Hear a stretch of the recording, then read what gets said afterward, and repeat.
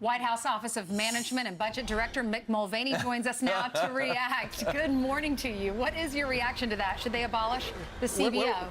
Where was my clip bashing the CBO? I've done that a couple dozen times. So, look, on this particular type of thing where they're just counting receipts coming in, it's fairly simple. Where we struggle with the CBO generally is when they project out to the future. And all the report that they released this week, which was not just one of the best receipts in the history of the government, it was the single best month in the history of the United States Treasury or United States government. That's just counting of money that's coming in. So that's usually a pretty solid number. Yep. Treasury will will follow up on that, I think, by the end of this week. And our guess is those numbers are probably pretty accurate. So, Mick, you had a mandate from the president. He was upset about signing the omnibus bill, and he said, you got to find a way to look at this again and cut some money out. Yeah. You found some money, $15 billion. Where did you find it? Where was it? And is it enough?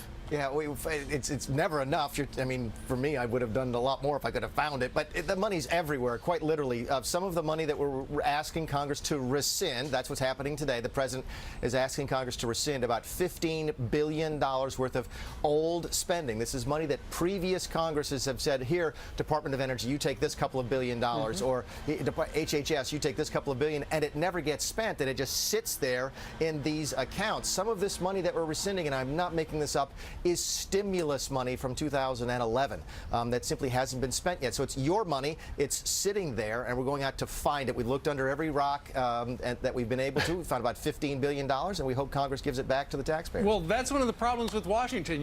They wind up giving programs money that they don't even need and can't even spend. But you know the political calculation here. So many Republicans, Mick, were steamed that the president and the Republican Congress went along with this gigantic spending bill. I know you're trying to claw some back before the November election, but really, it's just a drop in the bucket. By the way, if it passes, it's more than a drop in the bucket. It will be the largest rescissions package in history. Keep in mind, most presidents used to do this. Every president. Right, but it's $15 billion out of a $1.3 trillion gigantic spendapalooza. No question about that. And keep in mind why we're at 1.3. You know, I've talked about this before. It was the extortion payment we had to pay in order to defend the nation. Every time we asked for an additional dollar for defense, the Democrats said, fine, we have to give you that, but we want this non-defense spending over here. And that's how that number got as large as it was. The president turns to me and said, okay, we had to do that deal to defend the nation. Where can you find money to save? And that's what this rescissions package is. Another thing about these things, they used to be almost entirely bipartisan. Chuck Schumer has voted for these types of things before. It's going to be very interesting to see if a bill that is usually a good bill happens to be a bad bill just because Donald Trump lives in the building behind me. It'll be a good test for the Democrats, especially the Democrats in the Senate. All right, Senator Schumer says this about your $15 billion. It appears that sabotaging our health care system to the detriment of middle-class families wasn't enough for President Trump and Republicans. Now they're going after health care dollars that millions of children rely on. The CHIP program. Are you taking it from the CHIP program? I think the next sentence that he says, and we're giving it to greedy corporations, that's a pretty standard talking point for Mr. Schumer. Here's the point of the matter, and if he would answer a straight question, he would have to admit this. The CHIP program is not allowed to spend that money. And I'm not making that up. That spending is not authorized. It would be illegal for them to write that check. Another part of the CHIP program is money that we reserve for the states that we have every reason to believe the states won't ask for, and even if they do, there's enough money left over to pay that. So again, these are the types of things that Democrats used to vote for all of the time.